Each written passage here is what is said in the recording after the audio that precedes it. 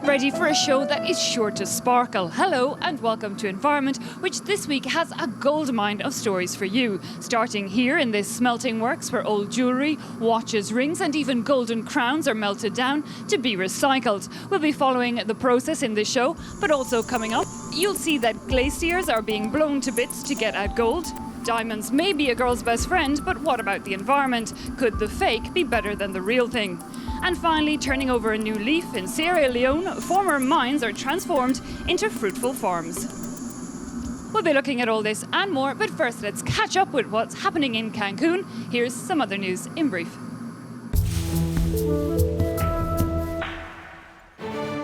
A predictable climate at the opening of talks in Cancun. Divisions over how much each country has to cut emissions remain sharp. Japan says it will not extend Kyoto cuts after 2012 unless other big emitters like the US and China join in. Hope remains that an agreement for funding for developing nations as well as ways to preserve rainforests can be found. The UN talks take place against the backdrop of a report from the World's Meteorological Organization saying that 2010 is the hottest year on record, that is since 1850. Warming, the report said, was especially strong in Africa, Asia and parts of the Arctic.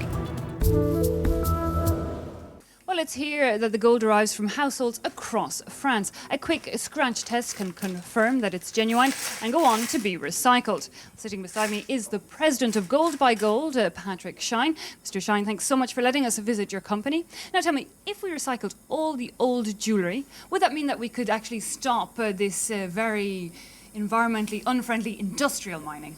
Absolutely. We have 40 years of jewellery consumption in the hands of the consumer in old jewellery.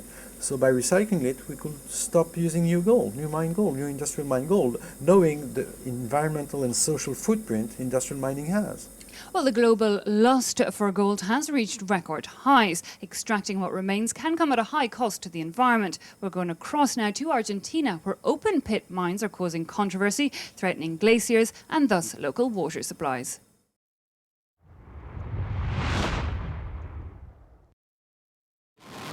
It's business as usual for Barrick Gold.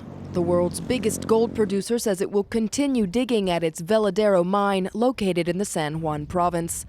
The company claims it's not affected by a glacier law passed by Argentina's Senate in September that curbs mining on the nation's glaciers. Aimed at safeguarding water reserves, the law was praised by environmentalists.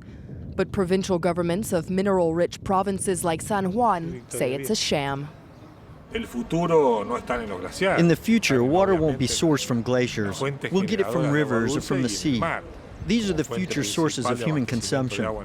Everyone knows that today we have the technology to desalinate water and to make it drinkable. Barrick insists its operations will not destroy or disturb the country's ice fields. But environmental groups claim the company's road networks high in the Andes affect the formation of glaciers. Additionally, dynamite used for mining blasts particles over the ice fields and accelerates smelting. Today, this glacier is no more than 3 meters high. That's all that's left. It's impressive the amount of rock they've dynamited. It's changed the landscape. With less than 60 millimeters of rain per year, San Juan is drier than the Sahara. If its glaciers disappear, so will its primary source of water.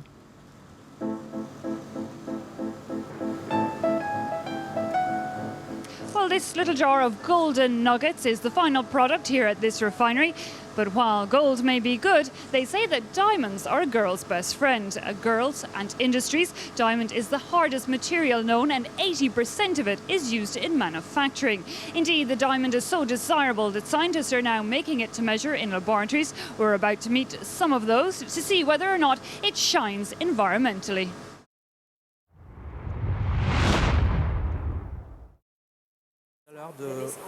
A diamond-making machine, created by scientists who see it as a sort of microwave oven that, when given a simple recipe of hydrogen and carbon, cooks up perfect, pure gems.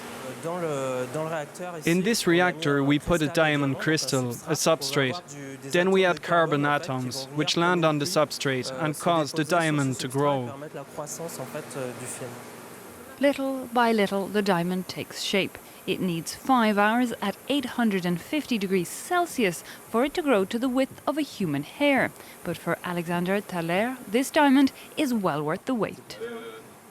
Diamond is the hardest substance that exists. It can cut through glass, but it can also be used in electronic circuits. It can withhold very high pressure. C'est-à-dire qu'il est capable en fait de tenir des tensions très très élevées avant de claquer.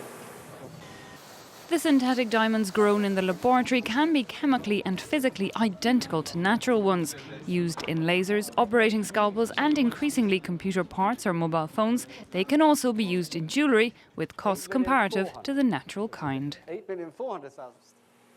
Well, the synthetic diamond may be a purer variety, but most people in jeweller shops are looking for the natural kind. And the trade of natural diamonds has led to all-out war. We're going to cross now to Sierra Leone, where farmers are more than happy to see rice replace mines that literally cut through the country.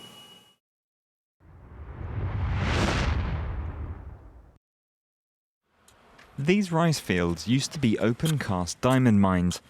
Operations have now finished, but the miners did not refill the holes. As a result, the ground has been left unstable and at risk from flooding.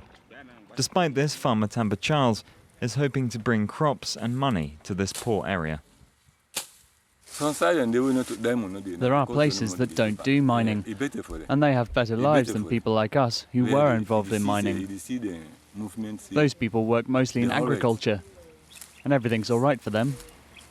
The 12-year civil war in Sierra Leone that ended in 2002 was funded by an illicit diamond trade. Charles wants to break away from his country's violent past and is keen to encourage others to do the same. Diamonds have destroyed this land. Most people that mine make very little, except for the lucky ones. Agriculture is better than mining. You always reap what you sow. Charles's enthusiasm for agriculture is spreading, and local businessmen are starting to invest.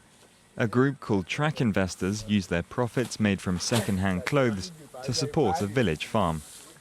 The farmers employed here used to dig the same land for diamonds. I benefit from this farm a lot. I make money enough to feed my family and pay my child's school fees. My entire village depends on this farm for their living. Diamond hunters in the Kono district still sift through the rivers hoping to find sparkling gems to sell in Koido town. But agriculture is taking root here, and the reminders of a bloody and destructive past are disappearing under green fields. Well, that brings us to the end of this edition of Environment. Big thanks to everyone who worked on the show. Thanks also to you at home for having joined us. I hope you enjoyed, and I'll see you again next time.